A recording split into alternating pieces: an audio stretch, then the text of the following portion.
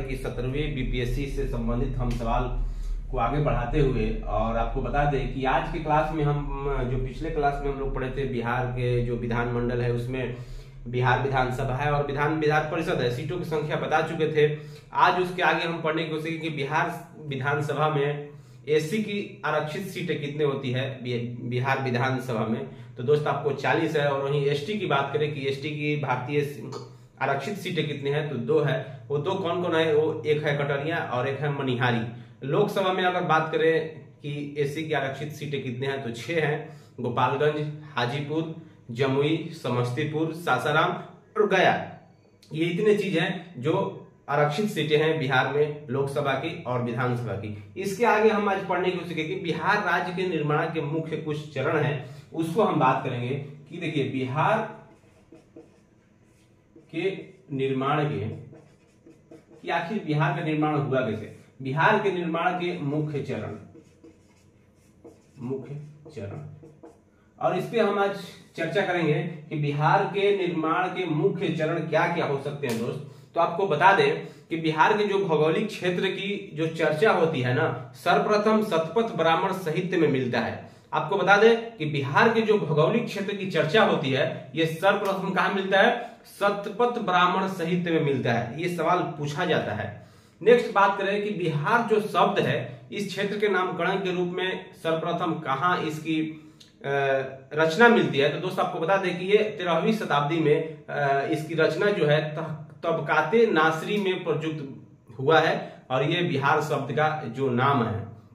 इसके आगे अगर हम कुछ बात करें तो 13वीं के बाद 1580 में जब अकबर का शासनकाल हुआ करता था, मुगल साम्राज्य का शासनकाल हुआ करता था हमारे भारत में, तो 1580 में अकबर ने इसे एक प्रांत के रूप में संगठित किया था। बिहार को क्या किया था, एक प्रांत के रूप में संगठित किया था। उसके बाद ये क्षेत्र जैसे जैसे समय बदलता गया ये क्षेत्र बंगाल का एक प्रांत बन चुका था। दोस्त आपको पता होगा। उसके बाद जैसे जैसे क्षेत्र और बीतता गया 18वीं शताब्दी का जब दौर आया तो ये क्षेत्र बंगाल के नवाब के अधीन में आ गया। अपना बिहार क्या गया 1580 से लेके 18वीं शताब्दी तक आप समझ चुके हैं, ये पूरी तरह बंगाल के नवाब के अधीन में हमारा बिहार राज्य आ चुका था। इसके आगे अगर कुछ हम बात करें तो आपको याद होगा इतिहास की खबरें, इतिहास की जो डेट 1905 बंगाल विभाजन का प्रस्ताव लॉर्ड कर्जन के द्वारा प्रस्तुत किया जाता है कि अब बंगाल विभाजन का प्रस्ताव लॉर्ड कर्जन ने दिया 1905 में। अगर बंगाल को विभाजन कर दिया जाए, 2 भाग में बांट दिया जाए, जिसके अंतर्गत हिंदू जो बहुल क्षेत्र थे ना, जो हिंदू बहुल क्षेत्र थे वो पश्चिमी बंगाल हो जाएगा और मुस्लिम बहुल जो क्षेत्र है वो पूर्वी बंगाल में बांट दिया जाएगा। इसका गठन करना था उस प्रस्ताव के अधीन।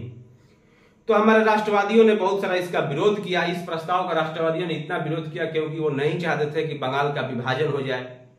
और इसको आगे बढ़ाते हुए 1906 में डॉक्टर सच्चिदानंद एवं महेश नारायण ने अपनी पुस्तक में पृथक बिहार प्रांत के गठन की मांग प्रस्तुत कर दी 1906 में। इसके जैसे ही समय और बदलता गया 1906 में राजेंद्र प्रसाद ने बिहार क्षेत्र सम्मेलन का आयोजन किया पटना में। और दोस्त आपको बता दें 1908 का दौर आया। 1908 में भी लोगों ने तरह तरह से विरोध करना चालू किया, तरह तरह से अंग्रेजों को बताने की ये कोशिश की कि हम नहीं चाहते हैं कि बंगाल का विभाजन हो। 1908 का ये दौर आया। बिहार प्रादेशिक सम्मेलन का पहला अधिवेशन पटना में हुआ उस टाइम 1908 में। और इस अधिवेशन में मोहम्मद फखरुद्दीन द्वारा बिहार प्रांत को बंगाल से अलग कर नया प्रांत बनाने का प्रस्ताव रख दिया कि ठीक है, बंगाल से अलग करके बिहार को एक नया प्रांत बनाया जाए। फिर 1908 में नवाब सरफराज हुसैन खां की अध्यक्षता में एक आयोजन बैठती है, बिहार प्रदेश कांग्रेस समिति का गठन होता है। और यह सवाल आपसे पूछा जाता है कि बिहार प्रदेश कांग्रेस कमेटी का गठन कब हुआ, तो 1908 में हुआ। किसकी अध्यक्षता में हुआ, नवाब सरफराज हुसैन खां की अध्यक्षता में हुआ।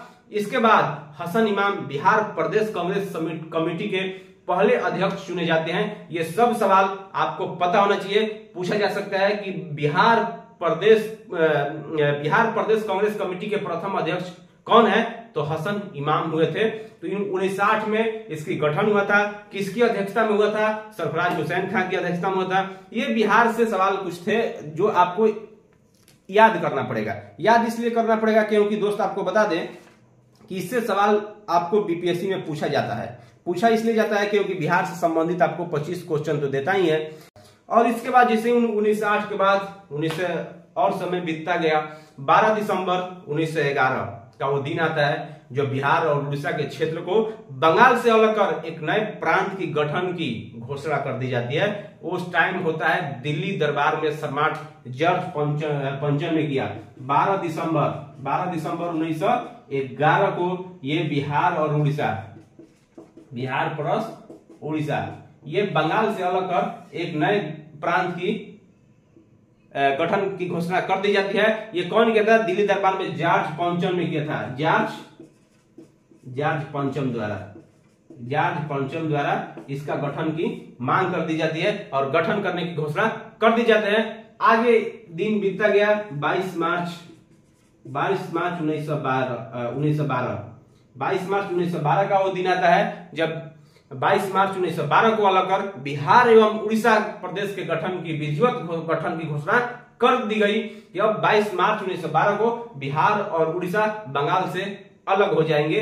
और वहीं आगे और दिन बीतता गया, आता है 1 अप्रैल 1912। ये डेट आपको याद करने की जरूरत है। 1 अप्रैल को बिहार एवं उड़ीसा प्रांत को विधिवत गठन हो जाता है।